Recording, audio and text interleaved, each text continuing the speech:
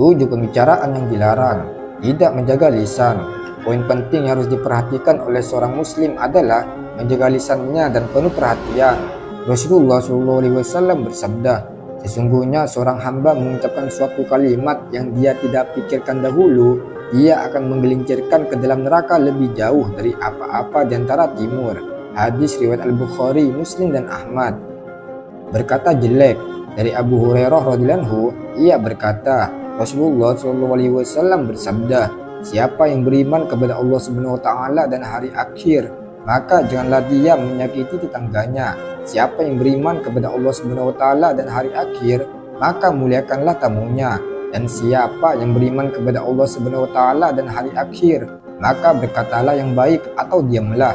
Hadis riwayat Bukhari, Muslim dan Ahmad. Banyak berbicara dalam setiap perkataan. Al-Mughirah bin Syu'bah radhiyallahu anhu meriwayatkan dari Rasulullah SAW bahwa beliau bersabda, sesungguhnya Allah Subhanahu wa taala mengharamkan kalian dari durhaka kepada orang tua, mengharamkan bakhil dan rakus, memakruhkan katanya dan katanya isu, banyak bertanya dan menghamburkan harta. Hadis riwayat Al-Bukhari, Muslim dan Ad-Darimi.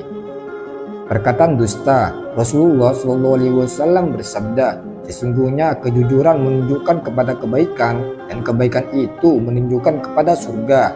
Dan sesungguhnya seorang laki-laki yang berkata jujur hingga di sisi Allah SWT menjadi orang yang siddiq. Dan sesungguhnya dusta itu membawa sesuatu kepada dosa dan dosa itu membawa kepada neraka. Dan seorang laki-laki yang berdusta hingga tercatat di sisi Allah SWT sebagai pendusta. Hadis riwayat Al-Bukhari, Muslim dan Ahmad. Berkata kotor. Rasulullah SAW melarang umat muslim berkata yang tidak baik seperti mengutuk, perkataan kotor, dan ucapan-ucapan batil lainnya.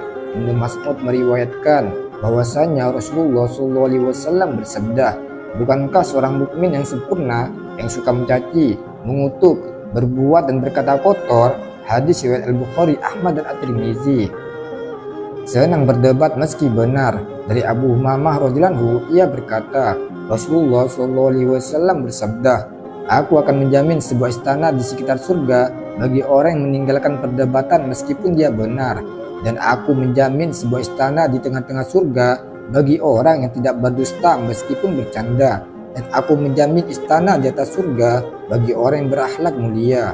Hadis riwayat Abu Dawud, At-Tirmidzi dan Ibnu Majah.